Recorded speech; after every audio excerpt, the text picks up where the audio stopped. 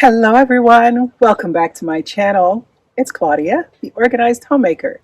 On today's video, we're going to be talking about one of my favorite things in the whole wide world, and perhaps my favorite flower. We're going to be talking about roses, and in particular, we're going to be talking about roses that I plan to add to the garden this season. These roses were chosen so that I may have more options to choose from when making bouquets. Now I realize that adding them this year, I will not necessarily be able to use most of them in bouquets. However, I like to plan long term. So we're back in my office because it's cold outside and I wanted to have my notes in front of me while I spoke to you. So it just works out better today to do it this way. So we're back in my office so that I can share with you the particular of the 8 roses that I know so far are joining the garden. I said so far because I always have a running list and I have the space for tons more roses. I garden on 3 acres. Although I don't farm the whole 3 acres, there's always a space for another rose bush if I so choose.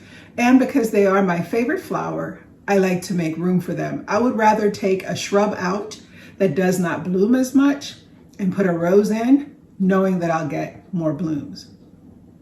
Now, the first one on my list is Parfuma Bliss by Eustacia Rose. It is a pink rose with an apricot center and the blooms are as large as 3.5 inches wide. Now, the plant is not a large plant. The size is 2 to 3 feet by 2 feet.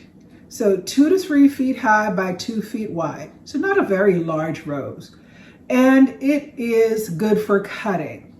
It is disease resistant, lightly fragranced, and it is a blooming floribunda rose.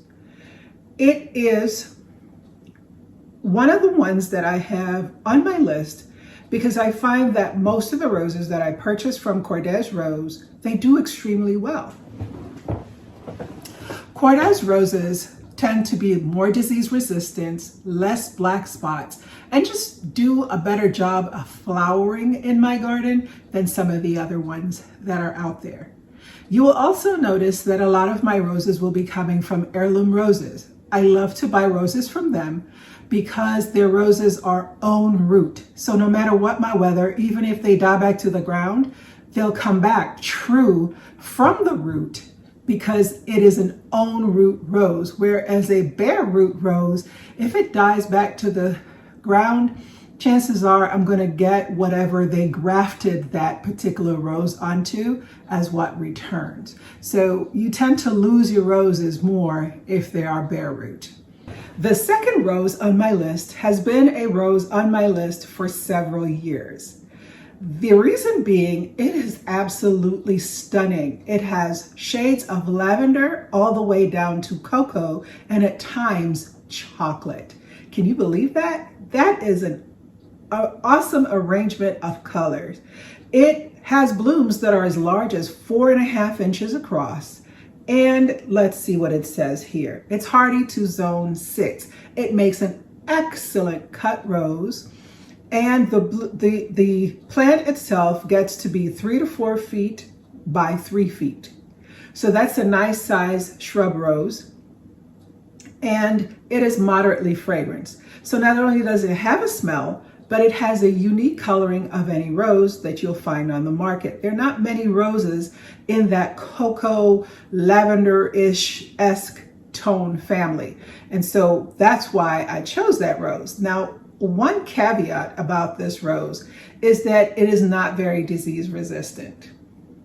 It has been known to develop black spot, but I'm okay with black spot. I know black spot will happen in my garden because I live in a humid condition and that's part of living in a humid climate.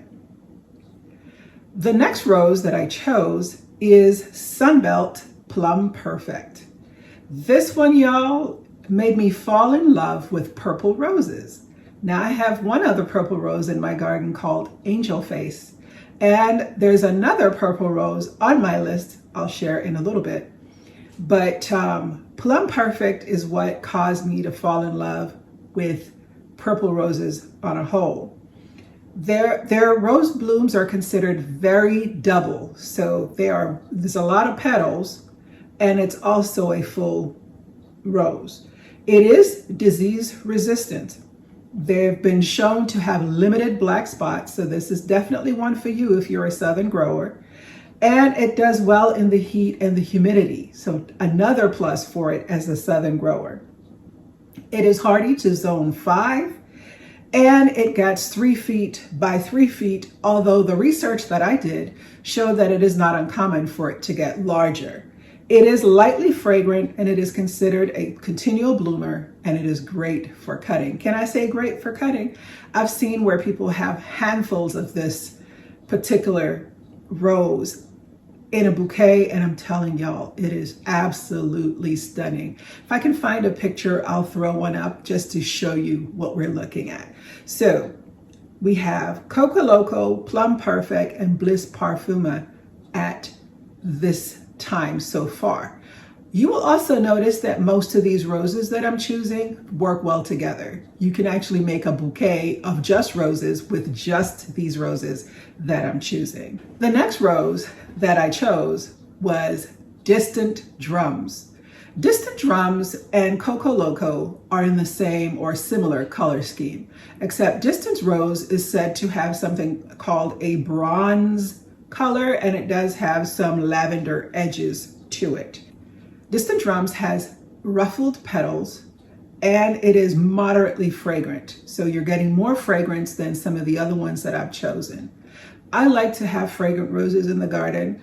Although what you'll find is the prettier the rose, a lot of times the least fragrance it is, because in order to breed the rose for all those petals and those unique colors and the reblooming capacity, they've removed some of the DNA that causes them to have a fragrance. So this one is moderately fragrant. It's hardy to zone 5, and the size of the shrub is 4 feet by 3 feet. It is also good for cutting. The next rose on my list is yet another purple rose, and it was a gift from one of my children for Christmas, and it is called Love Song. Now, this same child gave me 2 other roses before called Crazy Love. I love that the name Love appears in all the roses that I've received. It has clustered, very full blooms, and it has a lovely lavender color, is hardy to zone 6. It is only lightly fragrant though, but the blooms are considered very large. I'm looking forward to seeing them because I have seen pictures, and I'll insert one to show you just how stunning a cluster of these blooms are. This is considered a large shrub. It grows 3 feet by 4 feet by 5 feet. So that's a pretty decent size shrub. The next 4 roses are from David Austin Rose. Now, I love David Austin roses, and not all David Austin roses do well in my climate, but I tend to buy one of the ones that I like, and if it does well, then I'll repeat it. If it doesn't do well, then I remove it. I know it's an expensive way to learn, but unfortunately with roses, that's kind of only the way that you're going to know if it's going to do well in your garden. You have to try it. If it does well, then you know, and you add more. The first one from David Austin Rose is called Port Sunlight. Now, Port Sunlight I had previously, and the polar vortex of last year killed it. But part of it also was where it was located in the garden. So I said I would give it another try and see how it does. It is an apricot colored rose. And as you can see, that is my favorite color scheme. That yellow to orange color scheme is where most of the roses in my yard are. I do have some pinks, and I do now have some purples, but for the most part, they're in that orangey apricot spectrum. So Port Sunlight is a large shrub rose. It grows 5 feet by 4.5 feet. That's a big girl. And it is moderately fragrant. It has flat quartered blooms, and it can tolerate some shade. So if you have a yard that is mostly part sun, part shade, this may be a rose for you to try. Most roses love full sun, but they're telling you this is one rose you can try. We're going to finish up with the last two David Austin roses, and then I'm going to talk a little bit about some other roses that I have on my list where, if the garden budget allows, I'll also add this year. Now, you will notice it is now dark outside. That's the time of year in which we live. I also recorded this section before. However, for whatever reason, there was absolutely no sound on the camera. So I'm having to reshoot it. So I beg your indulgence. Now, the next one that I purchased from David Austin is called Bring Me Sunshine. Doesn't that sound like a happy flower?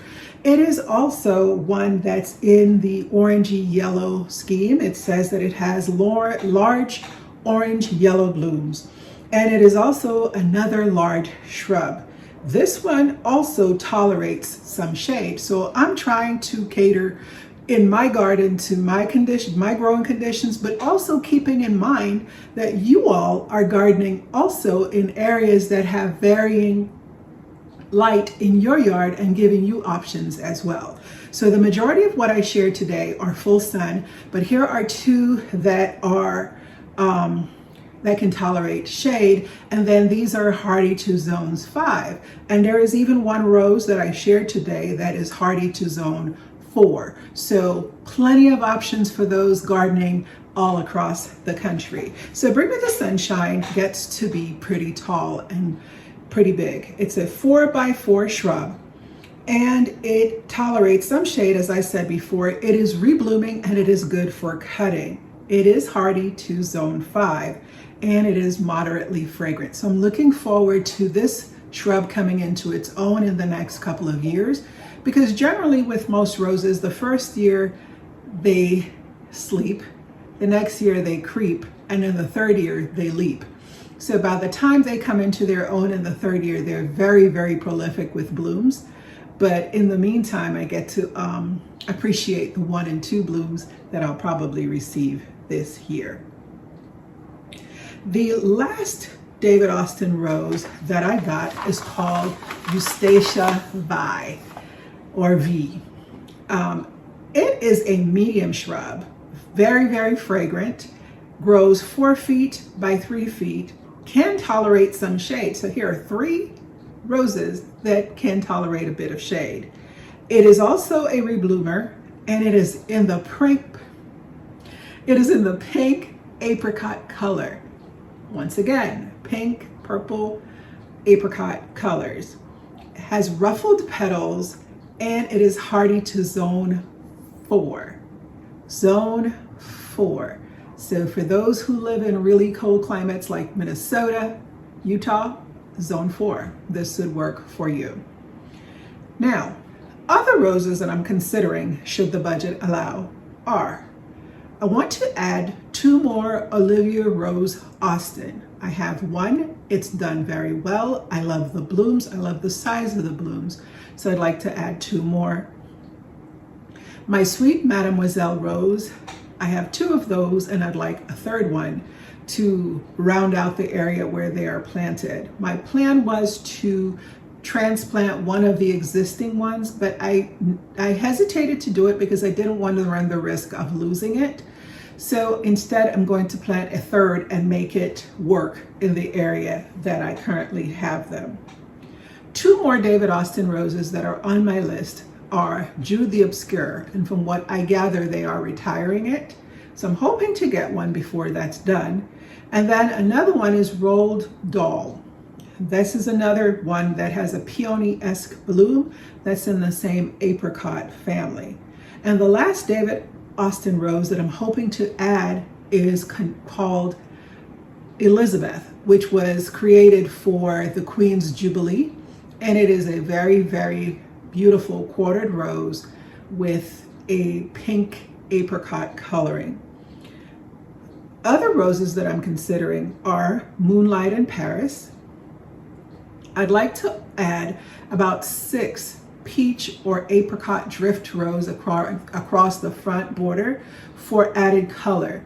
Now in the back, I have the sweet drift pink, and in between blooms, those drift roses hold down that back flower border. And I want to have something like that in the front border, where when everything else is not blooming, these roses will hold it down, because it's always nonstop color with your drift roses. I also want to see if I can find this new rose that was debuted this year by Star Roses and Plants called Ball Gown. Y'all, this thing is exquisite. And so those are the options that I'm looking at. I may include pictures with these as well as I may not, because I'm not going to include all the stats for these, since I'm not adding them to the garden. If and when I choose to add them, I will then talk about it in another video at some point. But just to give you an idea of where my head is and what I'm considering for the garden this year. Thank you so much for joining me today as we talked about which roses I'll plan to add to the garden, and I share a little bit more of my love of roses with you. If you have enjoyed this content, please consider subscribing. Until next time, happy gardening.